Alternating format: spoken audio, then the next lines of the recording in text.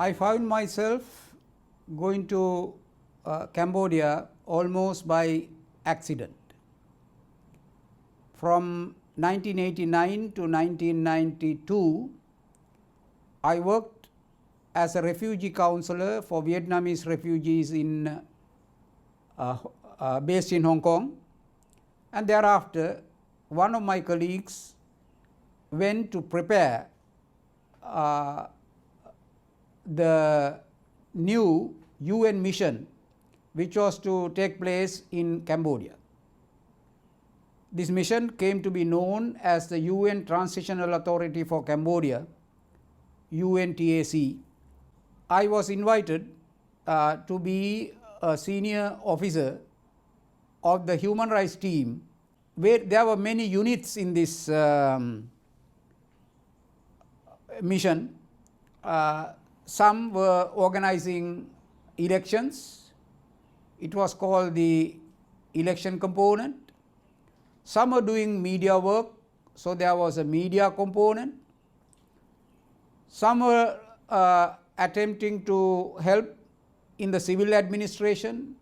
It was called civil administration component. And then there was a component called human rights component, which had about 40 officers and was headed by a senior UN officer at the time. I was assigned to be in charge of the investigation unit, and that was what gave me opportunities to meet up with many people and around their stories, once again to look into this theme that I am talking in my book, Body, Mind, Soul and Society.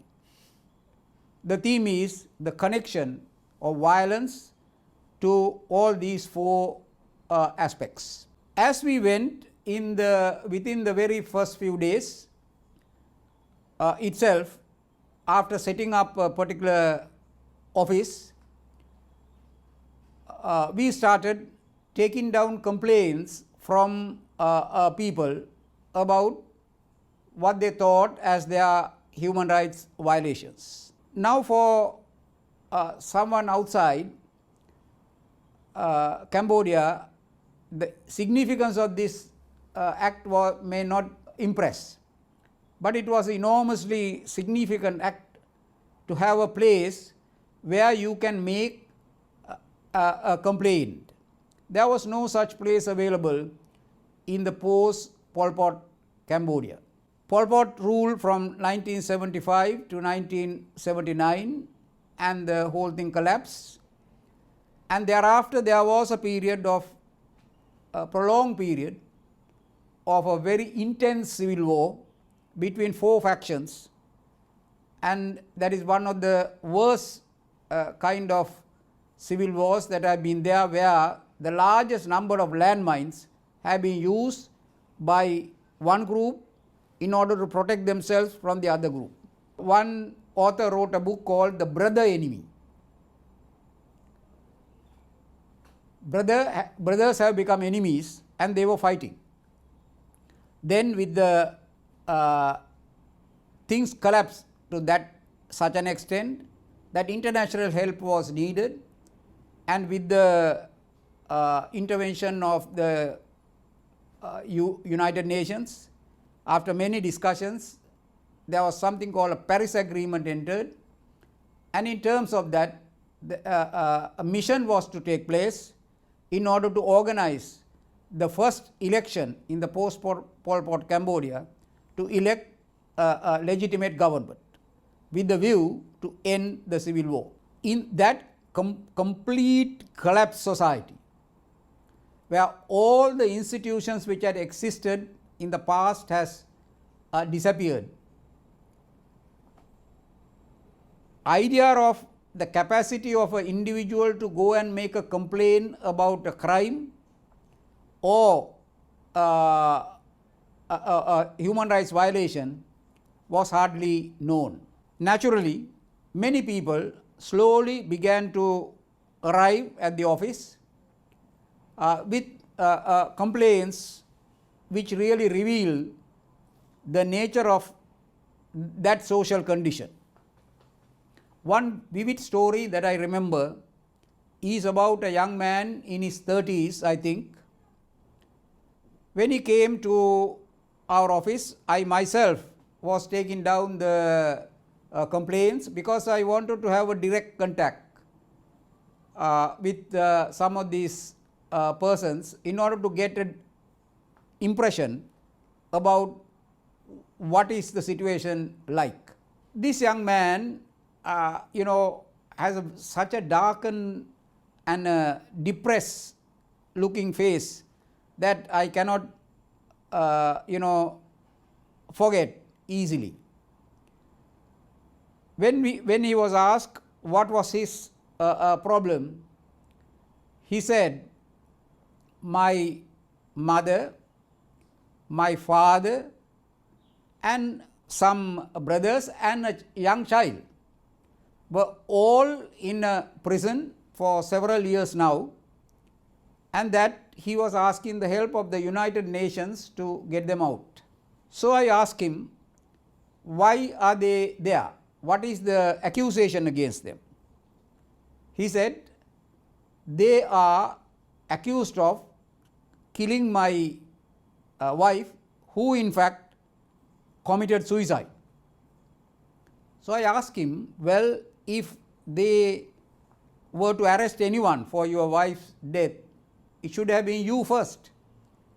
Why are you free and rest of the family in the jail?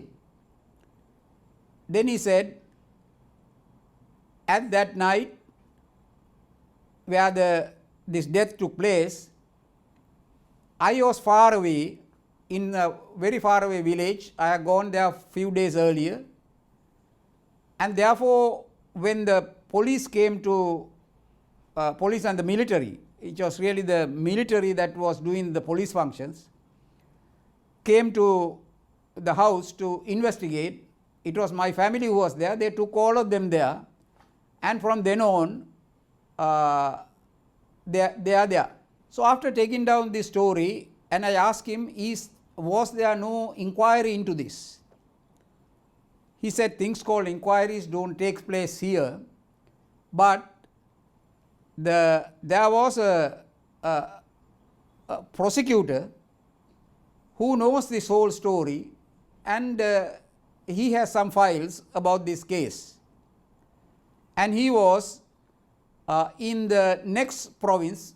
So I asked for details, and I took an interpreter and fixed a time to meet this person called the prosecutor, and went to his office. When I went to the office, he got up from his chair. He knew that I was coming. He got up from his chair. He used the same way of using his hands, folded hands, like the same way that we do in Sri Lanka. Cambodians also do that.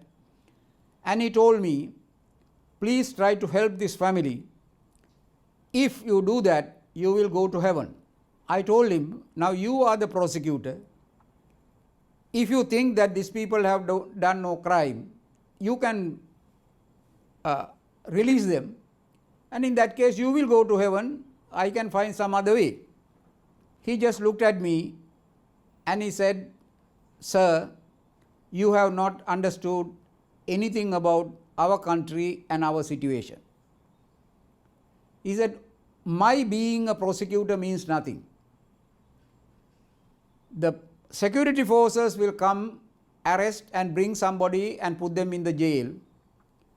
Then other than the security forces themselves, there's nobody that can take them out.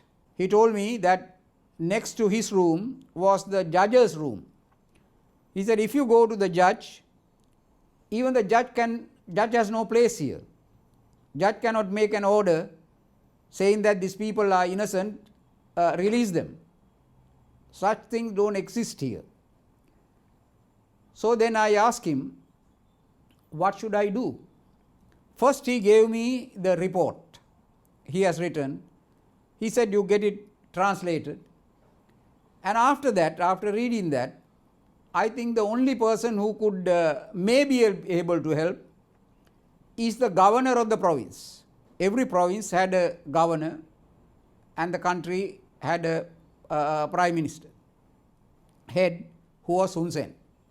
And there was a central committee around Hun Sen. That's how the power was exercised.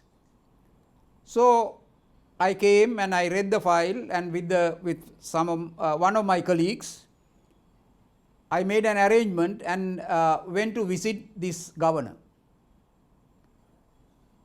When we tried to talk to him about the story, he said, "You don't need to repeat this story to me. I know the story very well because that prosecutor that you spoke to is my uncle. He has told me all about this story, but there is nothing even what I can do.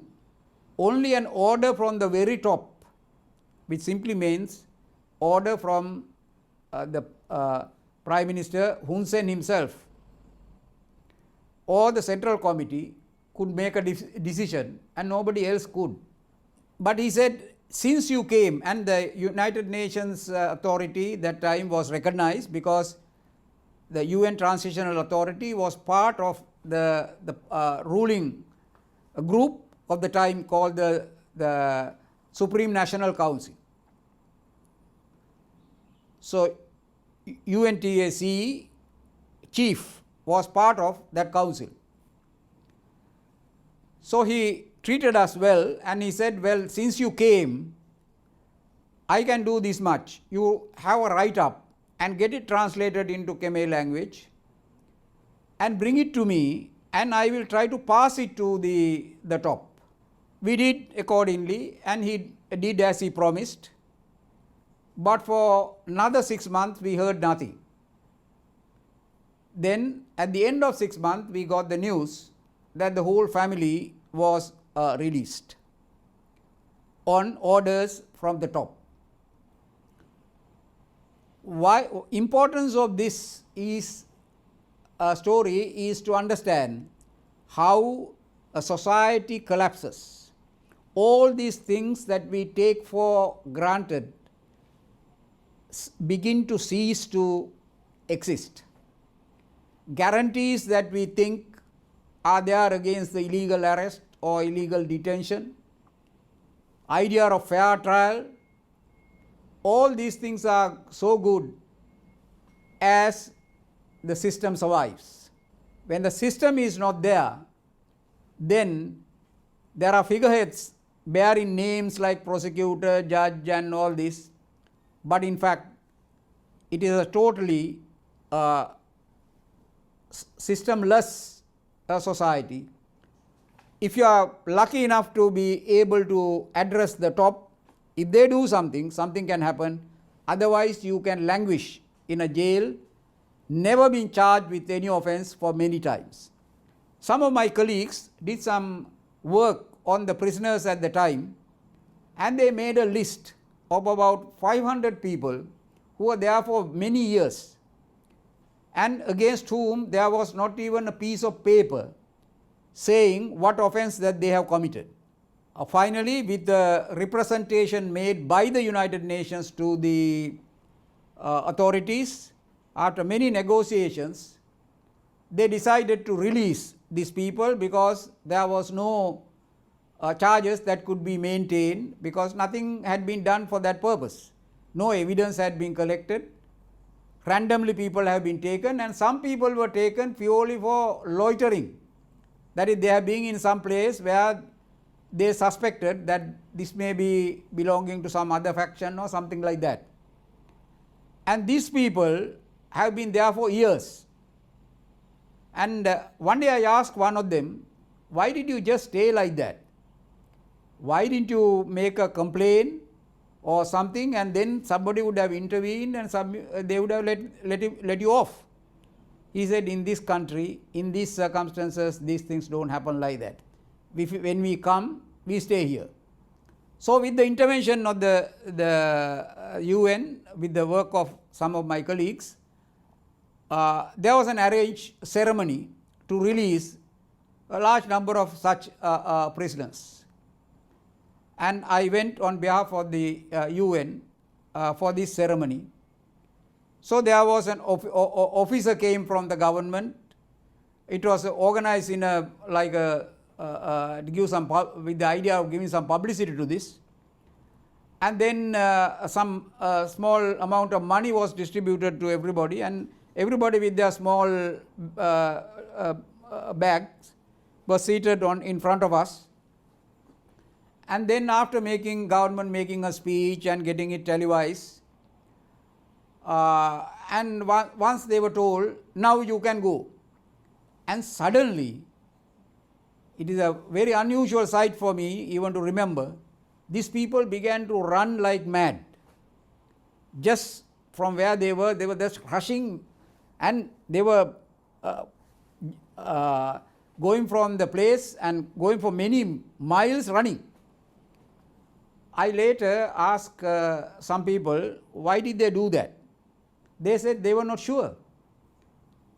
That within the system like that, there's a lot of deception. They will say that, okay, you can go, and they can bring you back.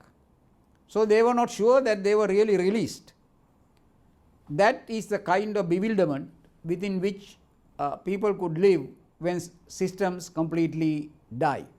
And this was became illustrated by so many other instances which an outsider may even find it difficult to believe. One day I was talking to a group of people in a province called Batamban, where these people were judges. So I talked to these judges and explained to them that they should not put people in jail merely by looking at just a piece of paper given by the police or something. They must find out the truth. Then the chief of that group, he put up his hand and said, I want to ask you a question. The question is this: if I am not going to rely on these security officers, can you ask the UN to give us motorcycles? So I couldn't understand, so I asked why. He said, if I don't trust the police investigation, then I must go and investigate myself. And that is why, if there is a motorbike, I could go there and find out for myself what has happened. So the idea of a judicial inquiry did not exist at all. And the judges were simply, people who had a very low education, because Pol Pot has destroyed the entirety of the intelligentsia. And this is something people may find difficult to believe, that you can destroy all the educated class of a country. That happened in Cambodia. Some were, when they were asked to march from the towns, go back to villages to do agricultural work, and had in the journey itself many perished.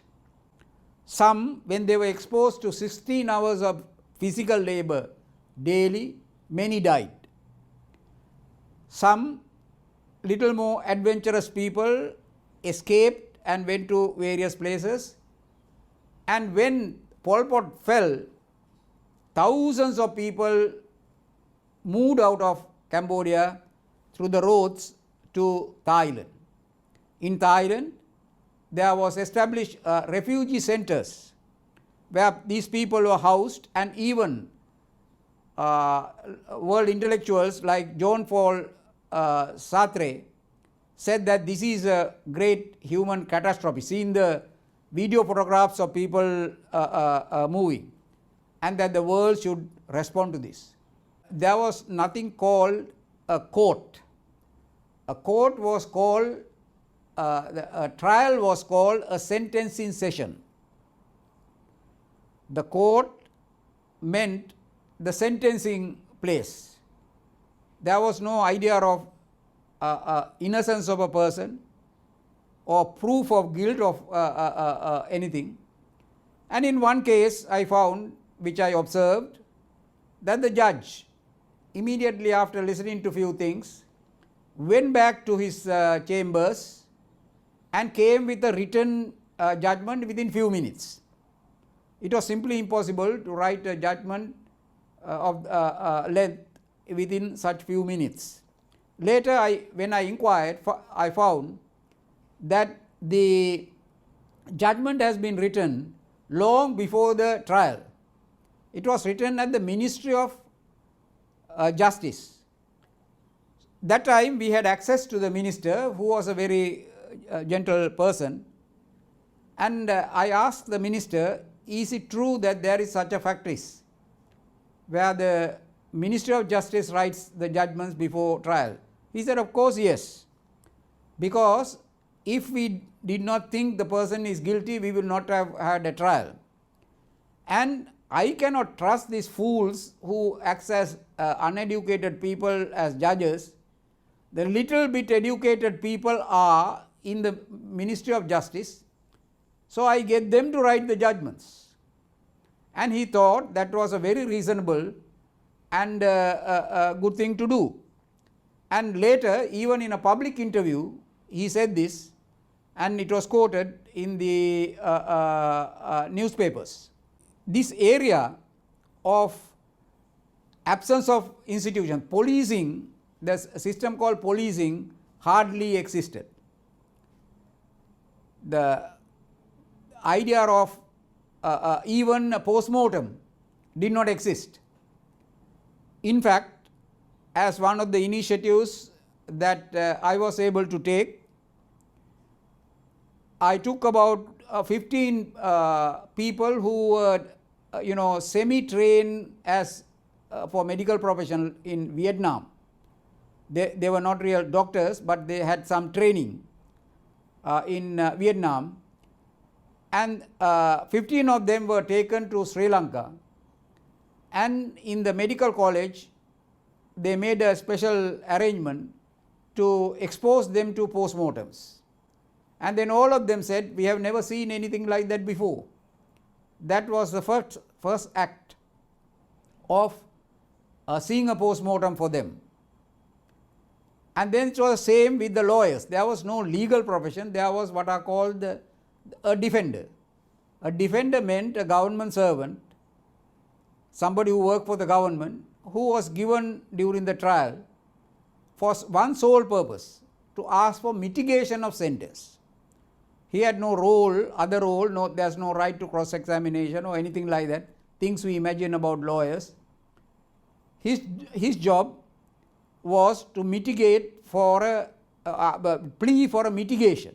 That was, and to great extent, even up to now, these things have not fundamentally changed.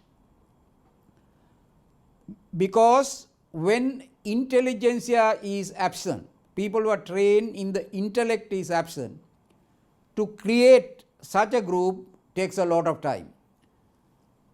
One of my friends that time came to Cambodia and did some videos. In the videos were, among them, they covered the nursery schools and the primary school. For Cambodia, one big problem was to find teachers even for primary school. There were no educated people who could teach others, and all this had to begin from the beginning. So when even a school system cannot be managed even at the bottom level, the university building which has been there in the prior period before Pol Pot was just an empty place. I have seen it many times. That was not occupied then. Entire life depended on some political activists who of course took advantage of the situation, and beginning of land grabbing became a fundamental problem. The lands of the poor were grabbed by people and there was no legal remedy for that. Only the power matters. So if they take your land, there's nothing that you could do unless you have political clout. Then these lands were transformed into bigger lands, and all kinds of cultivations and things began, and the people who lost them had neither the compensation nor alternative arrangements, nothing like that, which simply means that in order to defend anything, there was no system of by way of a justice system. And the tragedy of a country without a justice system is what was illustrated in Cambodia, which confirmed to me that if the kind of situation that was developing in Sri Lanka was to continue that time, it would arrive at a similar position. Unfortunately, it has come very close to a similar position now.